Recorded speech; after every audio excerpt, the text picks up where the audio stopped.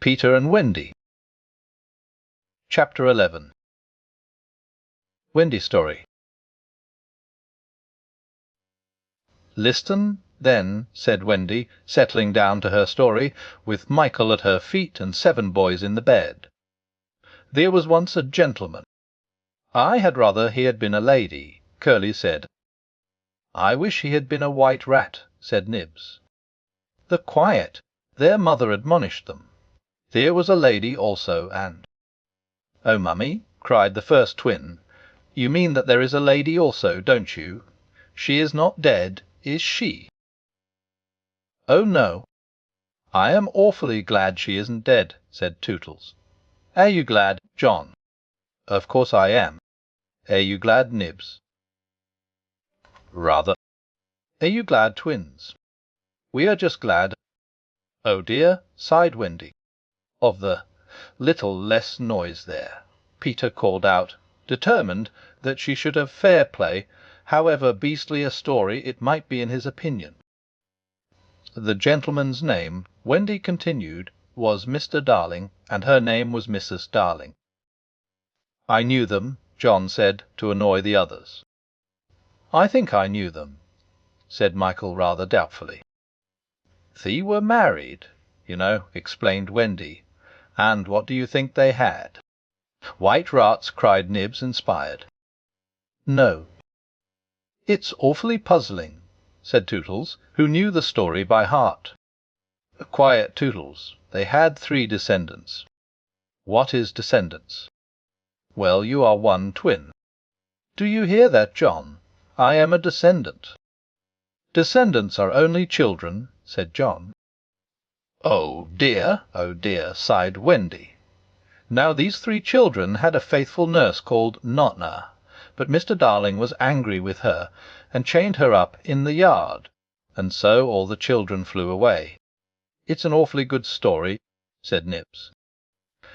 They flew away, Wendy continued, to the Neverland, where the lost children are. "I just thought they did," Curly broke in excitedly. "I don't know how it is, but I just thought they did." "Oh, Wendy," cried Tootles. Was one of the lost children called Tootles? Yes, he was. "I am in a story. Hurrah, I am in a story, Nibs." "Hush! Now I want you to consider the feelings of the unhappy parents with all their children flown away." "Oh!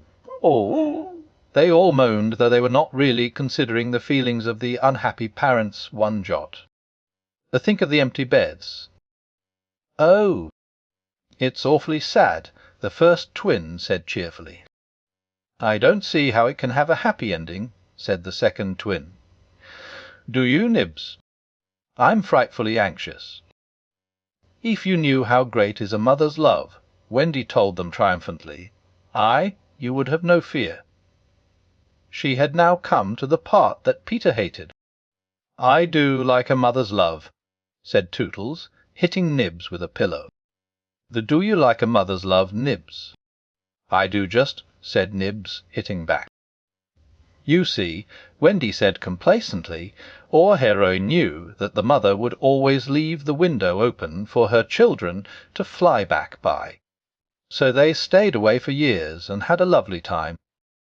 Did they ever go back? "Let us now," said Wendy, bracing herself for her finest effort, "take a peep into the future." And they all gave themselves the twist that makes peeps into the future easier. Years have rolled by. And who is this elegant lady of uncertain age alighting at London Station? "Oh, Wendy, who is she?" cried Nibs, every bit as excited as if he didn't know. "Ye can it be, yes. No, it is the fair Wendy." "Oh." "And who are the 2 noble portly figures accompanying her, now grown to man's estate? Can they be John and Michael?" "They are." "Oh!" "See, dear brothers," says Wendy, pointing upwards. "There is the window still standing open. Ah! Now we are rewarded for our sublime faith in a mother's love." So up they flew to their mummy and daddy, and pen cannot describe the happy scene, over which we draw a veil. That was the story, and they were as pleased with it as the fair narrator herself. Everything just as it should be, you see. Off we skip like the most heartless things in the world, which is what children are, but so attractive, and we have an entirely selfish time. And then, when we have need of special attention, we nobly return for it, confident that we shall be embraced instead of smacked. So great, indeed, was their faith in a mother's love that they felt they could afford to be callous for a bit longer. But there was one there who knew better, and when Wendy finished he uttered a hollow groan. "What is it, Peter?" she cried, running to him, thinking he was ill. She felt him solicitously lower down than his chest. "Where is it, Peter?" "It isn't that kind of pain," Peter replied darkly. "Then what kind is it?" Wendy, you are wrong about mothers." They all gathered round him in affright, so alarming was his agitation, and with a fine candour he told them what he had hitherto concealed.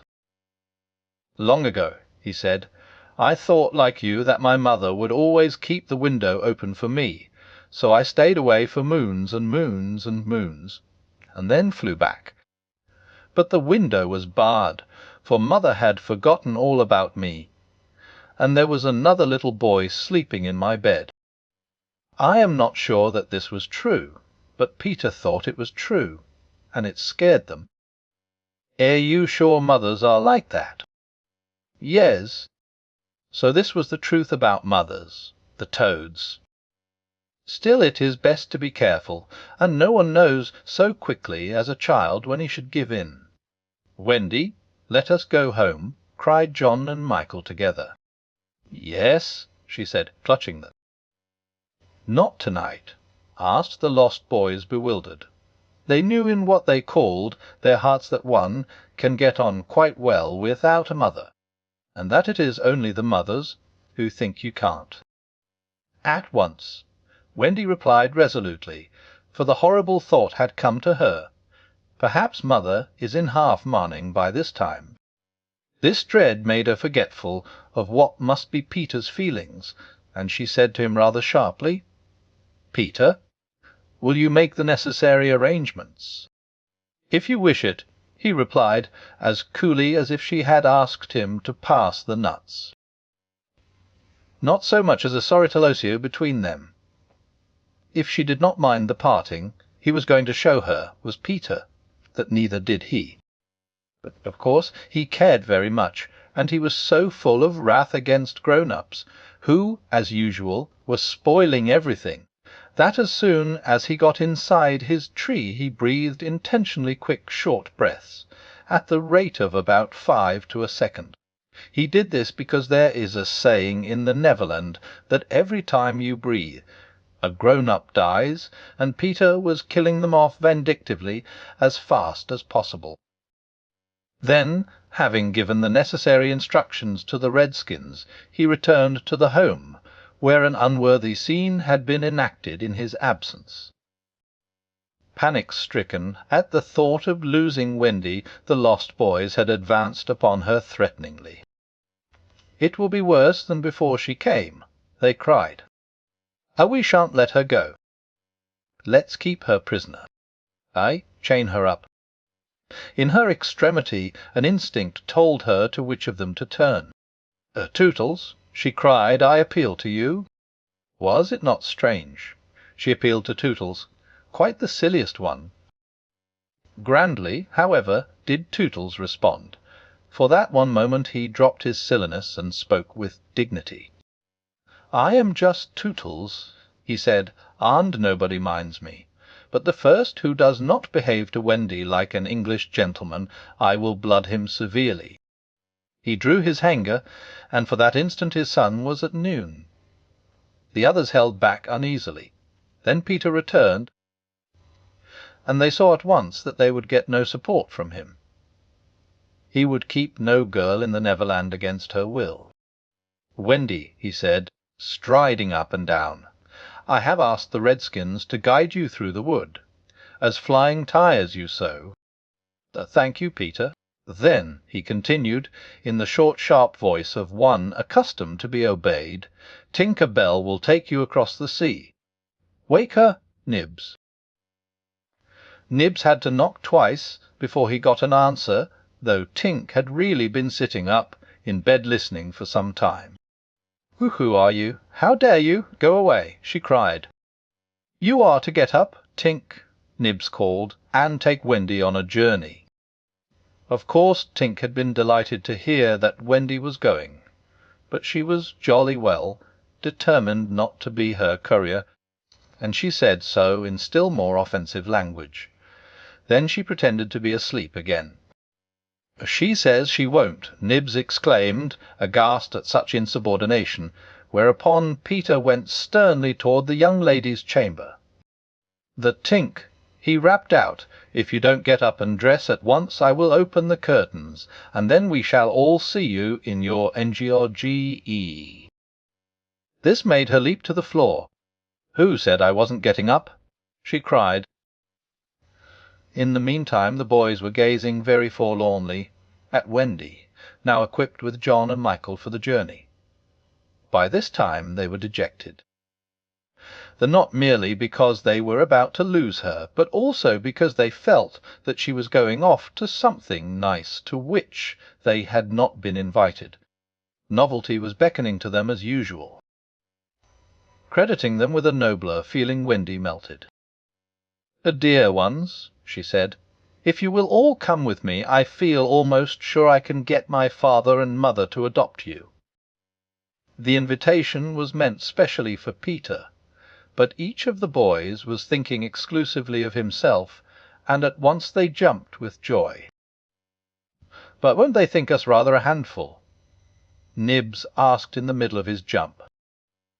"Oh, no," said Wendy, rapidly thinking it out.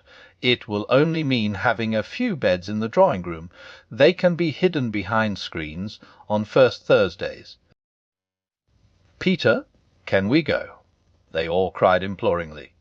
They took it for granted that, if they went, he would go also, but really they scarcely cared. Thus children are ever ready, when novelty knocks, to desert their dearest ones. "All right," Peter replied with a bitter smile, and immediately they rushed to get their things. "And now, Peter," Wendy said, thinking she had put everything right, "I am going to give you your medicine before you go." She loved to give them medicine, and undoubtedly gave them too much.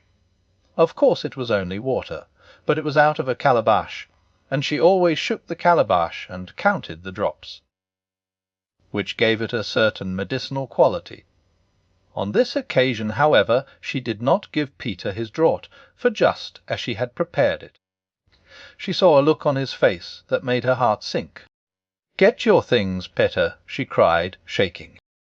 "No," he answered, pretending indifference.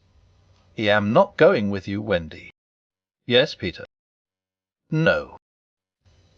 To show that her departure would leave him unmoved, he skipped up and down the room, playing gaily on his heartless pipes. She had to run about after him, though it was rather undignified. "To find your mother?" she coaxed. Now, if Peter had ever quite had a mother, he no longer missed her. He could do very well without one. He had thought them out, and remembered only their bad points. "No, no," he told Wendy decisively. "Perhaps she would say I was old, and I just want always to be a little boy, and to have fun. But Peter—" "Nua." And so the others had to be told. The Peter isn't coming. Peter not coming. They gazed blankly at him, their sticks over their backs, and on each stick a bundle. Their first thought was that, if Peter was not going, he had probably changed his mind about letting them go. But he was far too proud for that.